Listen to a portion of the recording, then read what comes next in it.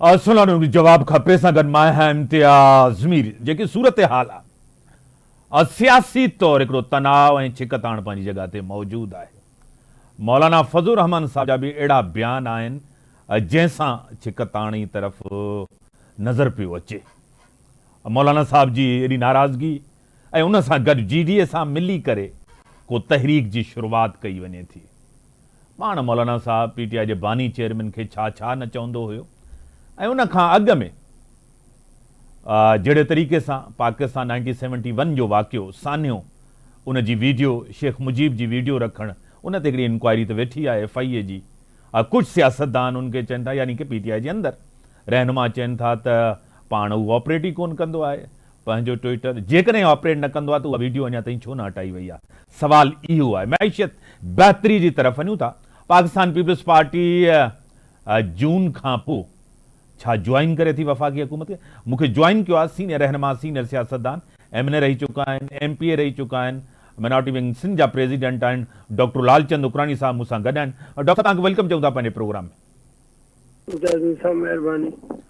Doctor साहब, तव्हांखे पाण ख़बर आहे त इदारनि ते तनक़ीद, इदारनि चाहे उहा सोशल मीडिया हुजे, चाहे अहिड़ी वीडियोज़ रखियूं थियूं वञनि शेख मुजीब जूं, अहिड़े तरीक़े सां माज़ी जे अहिड़नि वाक़ियनि खे दोबारा ज़िंदा करणु, हमूदुर रहमान कमीशन जी ॻाल्हि करणु, छा लॻे थो तव्हांखे त टकराव जी तरफ़ वञनि था PTI इदारनि खे, रियासत खे नुक़सान ॾेई करे? छा चवंदो?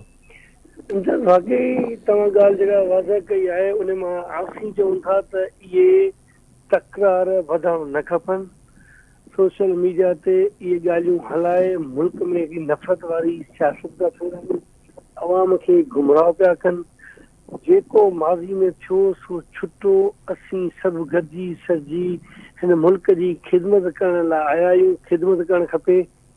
हाणे जेके असीं भई सोशल मीडिया जे थ्रू इदारनि ते हमला कंदासीं त पोइ मुल्क जूं जड़ूं वधीक असीं कमज़ोर कंदा वेंदासीं। असीं चऊं था त हाणे सभु ॻाल्हियूं ख़तमु, इलेक्शन थी वई, जीअं बि थी, सभिनी खे क़ाबिल क़बूल हुई। हाणे नए सिर उनखे कमु हलाइण जो, मुल्क खे मज़बूत कयो, इकोनॉमी मुल्क जी वेठी आहे, इकोनॉमीअ खे बहितर करण जी कयो। चाहे पीपल पार्टी हुजे, चाहे मौलाना फज़ल रहमान हुजे, चाहे PTI हुजे। पर अफ़सोस सां चवणो पए थो असां वटि जेके अहिड़ियूं पार्टियूं जेके बि इक़्तिदार खां ॿाहिरि थियूं रहनि त पोइ हुननि जो शोर ऐं शराबो हले थो। ख़ासि करे मूं ॾिठो त न्यारी साहिबु, तव्हां ॾिठो हूंदो त हुकुम में हुयो अॻु में, त बि हुन चयो त आऊं हुजां त माना सम्झो मुल्क जो प्राइम मिनिस्टर हुजे। जे आऊं न आहियां त असांजी PTI बि ऐवान खां ॿाहिरि हुजे। जेकॾहिं इहा इमरान ख़ान ग़लती न करे हा, इमरान ख़ान अहिड़ियूं हरकतूं न करे हा त शायदि हे ॾींहं ॾिसण हुननि खे न पवनि हा। इन्हनि जो सॼो दारो मदार PTI जे चेयरमैन वञे थो। जेको तकरार जी सियासत, नफ़रत अंगेज़ बयान, माण्हुनि में नफ़रतूं फैलाइण, इंटरनेशनल लेवल ते वञी हिन मुल्क जी बदनामी करणु, इंटरनेशनल लेवल ते वञी मुल्क जे ॿियनि पार्टियुनि जे लीडरनि जे ख़िलाफ़ घटि वधि ॻाल्हाइणु, त उन्हनि जो अॼु असांखे सॼो नुक़सानु भोॻिणो पए थो। आउं चवंदुसि त हिन मुल्क खे मज़बूत करण लाइ, हिन मुल्क खे पावर करण लाइ, पावरफुल करण लाइ सभु सियासी पार्टियूं गॾिजी सॼी अगरि जेके मिली जुली गॾु कमु कयूं त असांजो मुल्क मज़बूत थींदो। न त असांजा मुल्क ते जेके असांजा दुश्मन इर्द गिर्द मुल्क आहिनि उहे हिकिड़ो वार कंदा ऐं असांखे अॻियां हली नुक़सानु ॾियण जी कोशिशि कंदा। डॉक्टर लालचंद, पाकिस्तान पीपल्स पार्टी जी क़यादत हमेशह मुफ़ाहमत जी ॻाल्हि कई आहे ऐं जमहूरियत जी ॻाल्हि कई आहे, पार्लियामेंट जी ॻाल्हि कई आहे। जेके बि सियासी मसइला हुजनि, तनक़ीद जमहूरियत में थींदी आहे, पार्लियामेंट जे अंदरि थियणु खपे। पीपल्स पार्टी खे माज़ी जे अंदरि तव्हांखे पाण ख़बर आहे बार बार उन जो मैंडेट चोरायो वियो, इलेक्शन चोरी कया विया, लेकिन कॾहिं बि पाकिस्तान पीपल्स पार्टी इहो न चयो त अची रोडनि ते अची करे हुकूमत खे किराइजे, हुकूमत घर मोकिलिजे। चाहे 2014 जो धरणो बि हुजे, उन महिल बि नवाज़ शरीफ़ खे सपोर्ट इन जे करे कयो त जमहूरियत जे लाइ पार्लियामेंट कंटिन्यू करे। छा चवंदो? बिल्कुलु, पीपल पार्टी हमेशह मुल्क खे मज़बूत करण जी कोशिशि कई आहे। पीपल पार्टी हमेशह पहिरें ॾींहं में वठी इहो कयो। असांजी तव्हां ॾिठो हूंदो त लीडरशिप शहीद ज़ुल्फ़िकार अली भुट्टो असां खां खसियो, इहो शहीद करे वियो।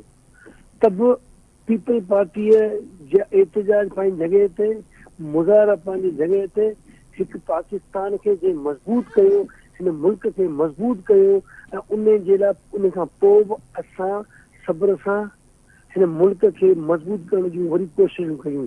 शहीद राणी मूंसां बेनज़ भुट्टो साहिबा हिन मुल्क खे किथे खणी वई, केतिरो मज़बूत कयो।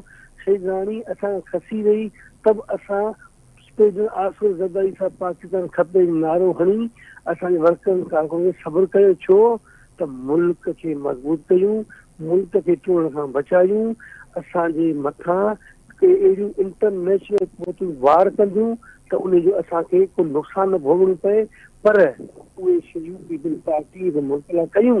आऊं चवां थो इहे ई शयूं जमहूरियत खे रखण लाइ, जमहूरियत खे बहाल रखण लाइ, मुल्क खे मज़बूत करण लाइ, पर पीटीआई जी सोच बि हुजे हा त असांखे हे ॾींहं ॾिसणा कोन पवंदा। तव्हां पीटीआई जो किरदारु ॾिठो हूंदो, 3 साल अॻु जो गवर्नमेंट जो, 1 साल 2 साल हुन खां अॻु जो, वरी हाणे ठीकु आहे मैंडेट ॾियो, कॾहिं कॾहिं मुतफ़िक़ सर्टिफिकेशन पीपल पार्टी खे नथी हूंदी, कॾहिं कॾहिं नून खे बि नथी हूंदी, त वरी बि ख़ामोशीअ सां ऐवान में वञी अवाम जी ख़िदमत लाइ वेठा हूंदा, अपोज़िशन में वेठा हूंदा, अपोज़िशन में रोल कयो हूंदो। तव्हां ॾिठो त ही गवर्नमेंट में हूंदा हुआ त बि हिननि जो शोर शराबो, हाणे अपोज़िशन में वेठा आहिनि त बि हुननि जो शोर शराबो। माना मुल्क जी जेका बि ॿी सियासी पार्टी उनखे हलण ॾियनि नथा, हिननि खे उहा ॻाल्हि नथी वञे। हू चवंदा त हिन मुल्क में हुजूं त असांजो हुजे, वज़ीर बि असीं हुजूं। हा, जेकॾहिं असीं वज़ीर इज़म हुजो, वज़ीर हुजो त घटि में घटि मुल्क जी बहितरी लाइ त सोचो, पर मुल्क जी बहितरी सोचो था, मुल्क खे ॾुखियनि मरल मां कढण जी सघ कोन था रखो, ताक़त कोन था रखो, मुफ़ाहिमती सियासत नथा करे सघो। अवां जो अचणु तव्हां ॾिठो हूंदो, ऐवान में प्राइम मिनिस्टर पाकिस्तान हो न्यारी साहब, कहिड़े नमूने सां ऐवान में दाख़िल थींदो हो, जहिड़ो डिक्टेटर जे अंदाज़ सां हीअं ईंदो हो, या त अहिड़े अंदाज़ ईंदो कंहिंसां न मिलण न जुड़ण। हींअर तव्हां ॾिठो हूंदो, भले शहबाज शरीफ़ हुजे, चाहे चेयरमैन बिलावल भुट्टो ज़रदारी साहब असांजो हुजे, चाहे प्रेसिडेंट आसिफ़ ज़रदारी साहब हुजे, कीअं अवाम सां मिलनि था या कीअं ऐवान में पंहिंजे MLA सां मिलनि था, कीअं अचनि था। असीं चऊं था इहो मैसेज सुठो पियो वञे, हाणे गॾिजी सॼी हिन मुल्क खे ॾुखियनि मरल मां कढणु खपे।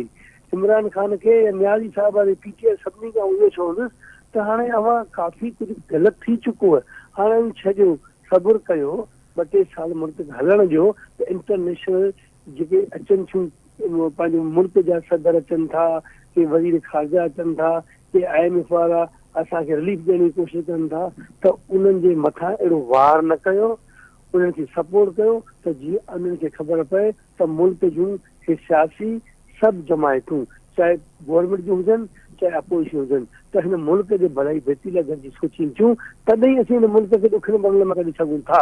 न त ॾींहं ॾींहुं असांखे इम्तियाज़ मीर सां वॾी तकलीफ़ ऐं वॾा ॾुखिया ॾींहं ॾिसणा पवंदा, जेके 1970 खां वठी असीं भोॻूं था, अञा असीं वरी 20-30 साल पुठियां हलिया वेंदासीं। जीअं तव्हां पाण चयो त जमहूरियत, पार्लियामेंट, सियासी जमातूं हमेशह मुफ़ाद अवाम जो हूंदो आहे, रियासत जो हूंदो आहे। रियासत खां को ताक़तवर न हूंदो आहे ऐं रियासत खे ब्लैकमेल नथो करे सघिजे।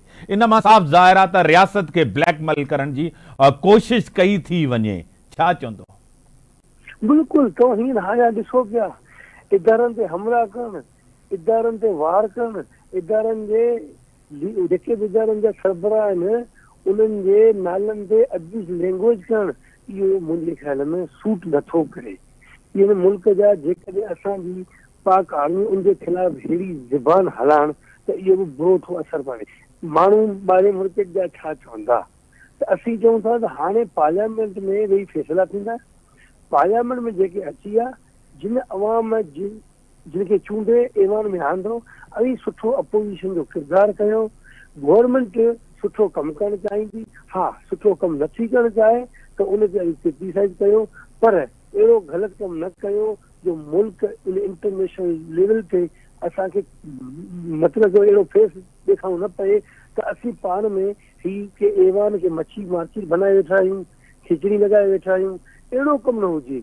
ऐं तनक़ीद कयो, तनक़ीद बराए तनक़ीद ख़राब, तनक़ीद बराए इस्लाह पॉलिसी रखी हलो, त जीअं आऊं सम्झां थो पोइ मुल्क जी अवाम बि ॾिसंदी, मुल्क जी आवाम अब चवंदी कि पार्लियामेंट में वेठा आहिनि, बहितरी लाइ वेठा आहिनि, अदरवाइज चवंदा हिननि MNA जे जहिड़ो, हिननि MP जहिड़ो, त पोइ इन जो फ़ाइदो असांखे कोन थींदो, उन जो फ़ाइदो ॿियनि खे थींदो। हाँ, पाकिस्तान पीपल्स पार्टी गवर्नमेंट सां गॾु आहे, सपोर्ट करे थी ऐं आइनी उहिदा तव्हां वटि मोहतरम जनाब आसिफ अली ज़रदारी साहब, सीज़न पॉलिटिशियन, ज़ीरक सियासतदान आहिनि, सियासी तौरु सम्झनि था। आसिफ अली ज़रदारी साहब जी हिन मुल्क खे ज़रूरत आहे, सदर पाकिस्तान आहिनि ऐं छा पीपल्स पार्टी जून खां पोइ वफ़ाक़ी हुकूमत जो हिसो थियण थी वञे? मीर साहब, असांजो इहो फ़ैसिलो चेयरमैन साहब अॻु चयो त CEC फ़ैसिलो कंदी, CEC में डिस्कशन थी, उन ते ज़ेर गौर चेयरमैन साहब चयो त करे सघे थो नवाज़ शरीफ़ जो या नून वारनि जो, शहबाज शरीफ़ जो अगरि प्रेशर आयो और मुल्क हिन ॾुखियनि मरहले मां न निकिरी सघियो, मुल्क खे अगरि ज़रूरत पई त पोइ CEC जे थ्रू गवर्नमेंट जो हिसो बणिजी सघनि थी पीपल पार्टी। अदरवाइज जेको CEC फ़ैसिलो कंदी उहो क़ाबिल क़बूल हूंदो। बड़ी मेहरबानी, बड़ी मेहरबानी, वॾी मेहरबानी डॉक्टर लालचंद उकरानी साहब, सीनियर रहनुमा, सीनियर सियासतदान जो मौक़िफ़ ॾिसो त CEC जे अंदरि फ़ैसिलो पीपल्स पार्टी CEC खां अॻु में बि फ़ैसिला ईअं ई कंदा आहिनि, उनजो फ़ैसिलो हिकु गॾियल फ़ैसिलो CEC हिकिड़ो वॾो फोरम आहे पाकिस्तान पीपल्स पार्टी जो, जिते सीनियर लीडरशिप वेही करे फ़ैसिलो कंदी आहे। नाज़रीन, ब्रेक जो टाइम थियो, ब्रेक खां पोइ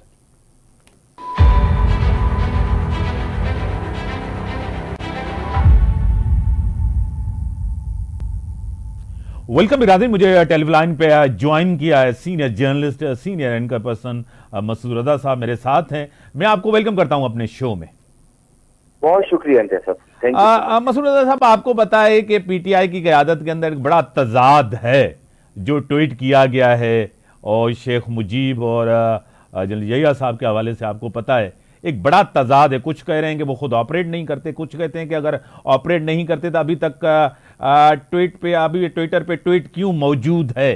क्या कहेंगे सूरत हाल को? एक बहुत बड़ा टकराव एक नजर आ रहा है अपने आप को, क्या कहेंगे? जी, इस पर बड़ी बात हो चुकी और सीधा सा मामला है कि साना मशरक़ी पाकिस्तान को या हमूदुर रहमान कमीशन रिपोर्ट को वो एक छोटे से ट्वीट में समो देना, ये कोई इंसाफ पर मबनी बात नहीं है। बहुत सी चीजें इसमें हैं जो निगलेक्ट हो रही हैं। लेकिन मामला ये है कि इस वक्त बड़ी तल्खियां बढ़ गई हैं। सबने अपनी अपनी पोजीशंस ले ली हैं और कोई अपनी पोजीशन से पीछे हटने के लिए तैयार नहीं है। और ये सूरत हाल मुल्क के लिए, कौम के लिए, इन हालात के लिए बड़ी खतरनाक सूरत हाल है।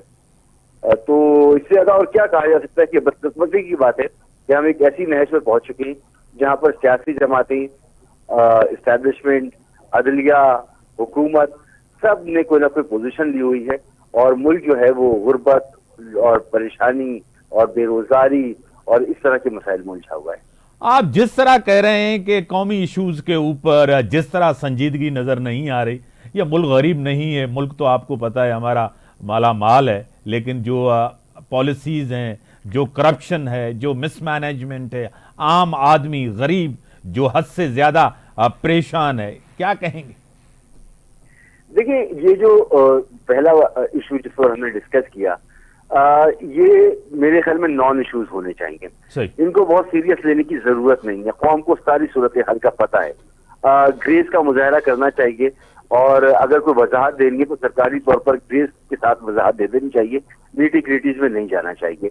लेकिन हुकूमत के लिए भी ये जाहिर सी बात है कि काम करने का मार्जिन तो बहुत ज्यादा नजर आ नहीं रहा और बजट जो है वो इंतहाई मुश्किल आने वाला है और ना तो हुकूमत अपने खर्चे कम कर पा रही है, ना ही हमें ये बता पा रही है कि जो बेहतरी के आसार नजर आ रहे हैं और वजूहात हैं कि दोस्त ममालिक हो गए, IFC हो, SIFT वगैरह, तो इनसे लिमिटेड एक फंड हमें मुयसर आ जाएंगे, IMF से हमारा मुआहदा हो जाएगा, फिर उसके बाद वर्ल्ड बैंक और पेरिस क्लब और ADB और म्यूचुअल बायलैटरल जो हमारे डोनर्स हैं उनसे हम डोनेशन ले लेंगे। लेकिन इसमें सस्टेनेबिलिटी का कहीं अंतर नजर नहीं आ रहा। सही। खित्ते के तमाम ममालिक को देख लें, आप दुनिया के ममालिक को देख लें, सब सस्टेनेबल ग्रोथ की तरफ जा रहे हैं, लेकिन हमारी जो ग्रोथ नजर भी आती है वो सस्टेनेबल नहीं है। तो वजह यह कि हुकूमत इस पर तवज्जो दे। हुकूमत तवज्जो दे रही है कि जी ट्वीट क्यों कर दिया, जज को क्या बोल दिया, फला को क्यों कुछ कह दिया।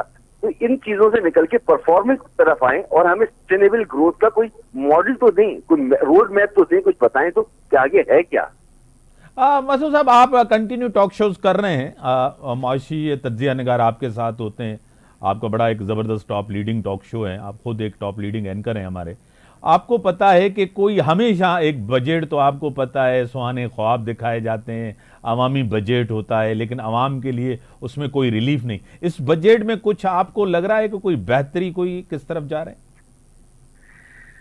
देखिए, हुकूमत के पॉइंट ऑफ व्यू से देखें तो बड़ी बेहतरी की बात करेंगे, इन हालात का जिक्र करेंगे, लेकिन एक मजाक है जो एक तवील अरसे से होता चला आ रहा है, बजट के नाम पर, इंसानियत के नाम पर, हुकूमत के नाम पर। अभी कल ही मेरी एक पॉलिटिशियन से बात हो रही थी, मैंने कहा कि आप पीपल्स पार्टी जो है वो हुकूमत में जा रही है तो कैबिनेट का साइज बढ़ जाएगा।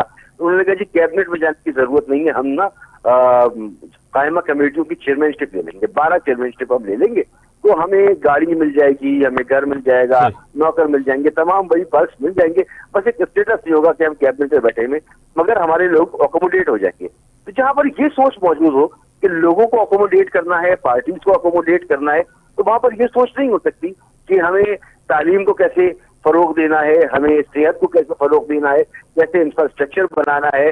तो ये वो चीजें हैं ना जिससे कि मुल्क तरक्की पाते हैं। मगर अगर तवज्जो ये होगी कि जी लोगों को कैसे अकोमोडेट करना है, अपना वक्त कैसे गुजारना है, आदाद शुमार का घोरा धंधा इसमें कौम को कैसे उलझाना है, तो ये तो एक मजाक है जो होता चला आ रहा है। तो लीडरशिप नजर आनी चाहिए। अगर लीडरशिप नजर नहीं आ रही तो इस वक्त मुल्क का सबसे बड़ा दायित्व ये है कि मुल्क को लीडरशिप गुजारने का सामना है। आपको पता है कि मौलाना फजल रहमान बड़े जीरक सियासतदान हैं, हमेशा इक़्तिदार में रहे हैं, अब इक़्तिदार से बाहर हैं। उनका लबो लहजा और जिस तरह की सख्त तनकीद करना आपको पता है, क्या लग रहा है कि ये आगे चल के कोई ये सब मिल के कोई आपको तहरीक चलते हुए और पीटीआई के बानी चेयरमैन को जिस तरह केसेस में जो है ना बरी करते जा रहे हैं, आपको लग रहा है कि अनकरीब वो भी जेल से बाहर होंगे? देखिए, मुझे फिलहाल तो नजर नहीं आ रहा कि वो अनकरीब जेल से बाहर होंगे, क्योंकि जेल के अंदर अगर वो हैं तो इसकी वजूहात हैं, इसकी वजूहात वो केसेस बज़ाहिर हैं, मगर अगर आप उन केस के अंदर जाकर देखें तो आप खुद बताएं कि ये इद्दत में निकाह का केस एक करी मामला है। इसको डिस्कस करते हुए भी एक अजीब सा महसूस होता है। ये सिर्फ मैं अपनी बात नहीं कर रहा, बल्कि बहुत से नून लीग के रहनुमाएं उनसे बात करें तो वो कहते हैं यार प्लीज इस पर बात ना करें, इस पर बात करते हुए हमें भी शर्मिंदगी महसूस होती है। या आपने देखा कि साइफर के मामले पर आज भी उसकी समातें हुई हैं। एक कमजोर केस है, कोई बस क्योंकि ये साबित करना है प्रोसिक्यूशन ने कि जनाब ये जो है इस तरह से उन्होंने एक पेपर लिया और लेकर उसको किसी को दिया, और तो साबित वो करना एक बड़ा मुश्किल काम है। इसी तरह आप तोशा खाना वाले मामला देख लें, इसी तोशा खाने का मामला भी कोई बड़ा मजबूत मामला नहीं, और ये मैं नहीं कह रहा, राना सनाउल्लाह कह चुके, दीगर लोग कह चुके कि जल्दबाजी में सजाएं दे दी गई। तो वो है तो किसी वजह से, और वो वजह बरकरार है, न सिर्फ बरकरार है बल्कि उसमें इजाफा होता चला जा रहा है। ना तो वो सोच रहे हैं कि टेम्परेचर कैसे कम किया जाए, ना एस्टेब्लिशमेंट की तरफ से बदकिस्मती से ऐसी कोई हमें सिग्नल मिल रहे हैं, ना ही हुकूमत की तरफ से कोई ऐसे सिग्नल मिल रहे हैं। और फिर अदलिया में भी एक डिवाइडर बदकिस्मती से नजर आ रही है। तो ये कोई अच्छी अलामत नहीं है। तो बानी नजर मुझे बाहर नजर नहीं आ रहे। इसके अलावा मौलाना फजल रहमान साहब उसी तरह से इस पर गुस्सा कर रही हैं जिस तरह कुछ दिन पहले राना सनाउल्लाह साहब कर रहे थे। अब वो आ गए, उनके पोजीशन मिल गई, तो आप देख रहे हैं कि वो हुकूमत को शाना बशाना है और अब वो सारी तनकीद भूल चुके हैं। तो इसी तरह मौलाना साहब को अगर को बेहतर पोजीशन मिल जाए, उनके मतलब की चीजें मिल जाएं, तो वो भी खामोश होकर बैठ जाएंगे। इसमें बदकिस्मती से इम्तियाज भाई मुल्क के लिए कौन सोच रहा है, ये एक सवालिया निशान है और यही अफसोस का पहलू है। बड़ी मेहरबानी मोहतरम जनाब सीनियर जर्नलिस्ट, सीनियर इनका मसर रोजा साहब का पॉइंट ऑफ व्यू आपने सुना। मुल्क के लिए कौन सोच रहा है, मसाइल के लिए कौन सोच रहा है, और अवामी मसाइल किन के जहन में है, या सिर्फ जो है ऐसे मसाइल में ये उलझी हुई हुकूमत है जो नॉन इश्यूज़ हैं। नाज़रीन, ब्रेक जो टाइम था, ब्रेक हम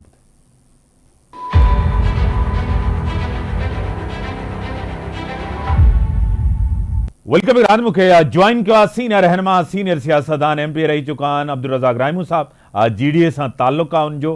तव्हांखे वेलकम चऊं था पंहिंजे प्रोग्राम में। महिरबानी मिर्ज़ा। रज़ा साहब, एतिरा मसला आहिनि हद खां वधीक, मैशियत, दहशतगर्दी, सियासी टकराव, इदारनि जे विच में छिक ताण, मुल्क जे अंदरि महांगाई बेरोज़गारी कहिड़ी तरफ़ वञूं पिया, छा चवंदो? बिल्कुलु तव्हां ॾिसो ॾींहों ॾींहुं जेको आहे सूरत हाल आहे कशीदा थींदी थी वञे। माण्हू जेको आहे हिकिड़ो ॾींहुं गुज़रे थो उहो माण्हू सम्झे थो कल्ह जे ॾींहं खां चङो हुयो। सही। छो त हिकिड़ी पॉलिसी कोन्हे मुल्क में, जेको आहे सिस्टम कोन्हे, अनस्टेबिलिटी आहे, हर माण्हू परेशान आहे त छा थींदो छा न थींदो। ऐं वज़ीर आज़म हाउस मां दावा कया था वञनि त 15 रुपया लीटर घटि थींदो, ॿिए ॾींहुं 6 रुपया लीटर घटि थिए थो। जॾहिं वज़ीर आज़म हाउस मां ई कूड़ जी आवाज़ अचे पोइ आवाम कंहिं ते एतमाद कंदो, कीअं कंदो? त महांगाई त ॾींहों ॾींहुं वधे थी। ग़रीब माण्हू आहे उहे पंहिंजा बचा बि उन्हनि ते मजबूर आहिनि। हुकूमत जेके ॿियनि एसीज़ में वेठा आहिनि उहे बजटूं ठाहिनि था, उहे पंहिंजी वेही हुते आवाम जी जेका पॉलिसी हुजे, आवाम जे लाइ का भलाई जी हुजे, उहा त गवर्नमेंट वटि सोच ई न आहे। त कशमकश में माण्हू मुबतला आहिनि ऐं ग़रीब माण्हू आहे ग़रीब तर थींदो पियो वञे ऐं गवर्नमेंट खे बि रिलीफ ॾियण लाइ आवाम वटि कुझु कोन्हे। त मुंहिंजे ख़्याल में त इहो वर्स्ट पोज़ीशन अहिड़ी त कॾहिं बि कोन रही आहे जहिड़ी हाणे थिए पई। GDA मौलाना साहब सां त तहरीक हलाए सघे थी, पीर साहब सां फज़लुर रहमान साहब जी मुलाक़ात बि, PTI सां मिलण ते वॾो क्वेश्चन मार्क आहे। छाजे करे त इदारनि ते हमला गद्दारी में अचनि था, मुल्क दुश्मनी में अचनि था, वरी 71 जे साने खे जहिड़े तरीक़े सां मीडिया में आणणु, उन जी ॻाल्हि करणु, छा मुमकिन हूंदो त GDA वञी उन सां मिली करे का तहरीक हलाए? बिल्कुलु, ॾिसो तहरीक हले थी आवाम जी बहितरी लाइ हूंदी आहे। जेका पार्टी मौलाना फज़ल रहमान साहब जी मीटिंग थी पीर साहब सां, पीर साहब सॼो डिस्कस कयो, या जेका असांजी मीटिंग हुई कोर कमेटी जी, हुनमें त हिते तव्हां ॾिसो इहे इलेक्शन त कोन थिया आहिनि। घटि में घटि पहिरें त सुप्रीम कोर्ट खे 100 वोट वठणु खपे ऐं 45 ऐं 47 फार्म जो जेको जहिड़ो हले पियो हिन ते, उहो बि कुझु कोन्हे। इदारनि जो टकराव तव्हां ॾिसो पिया, एस्टेब्लिशमेंट जो अदलिया जो किथे पहुतो आहे। त हिकिड़े माण्हू खे जॾहिं हिकिड़ो सिस्टम पक्ती ते ई नथो हले त लाज़मी तहरीक हलंदी आहे। तहरीक आवाम जी बहितरी लाइ हलंदी आहे। उन में जेकॾहिं पार्टियूं को तहरीक हलाइनि थियूं गॾिजी पंहिंजे मुफ़ाद ज़ाती लाइ, न आवाम जी बहितरी लाइ, उहो उन्हनि जो राइट आहे ऐं थियणु बि खपे। इहा इलेक्शन ते जॾहिं कोई तस्लीम नथो करे त इहा इलेक्शन आहे कोन, उन्हनि खे न इनवाइट करार ॾिनी वञे, पोइ उहे जेको बैसाखी ते केतिरे ॾे हुकूमतूं हलंदियूं। वरी महिरबानी अब्दुल रज़ाक राहिमू साहब जो पॉइंट ऑफ व्यू अची वियो त तहरीक हलाए सघिजे थी उन्हनि सां गॾु, पर जंहिं इदारनि ते हमला कया, जेके इदारनि ते अञा बि हमला करनि था, उन सां तहरीक हलाइण ते हिकिड़ो वॾो क्वेश्चन मार्क आहे। छा आवाम उन्हनि ते एतमाद कंदी? गवर्नेंस बहितर न आहे, महांगाई बेरोज़गारी आहे, हुकूमत खे अञा 3 महीना थिया आहिनि, वक़्तु ॾिजे हुकूमत खे। हुकूमत 5 साल जे मैंडेट सां आई आहे। पाकिस्तान पीपल्स पार्टी सीनियर सियासी जमात आहे, उन जी क़यादत इहो चयो थो वञे त इलेक्शन खां पोइ पीपल्स पार्टी हिसो थियण थी वञे, पर CEC जे अंदरि फ़ैसिलो थींदो, जेको फ़ैसिलो उते थींदो पीपल्स पार्टी उहो ई फ़ैसिलो कंदी। इन सां गॾु इजाज़त, अल्लाह हाफ़िज़।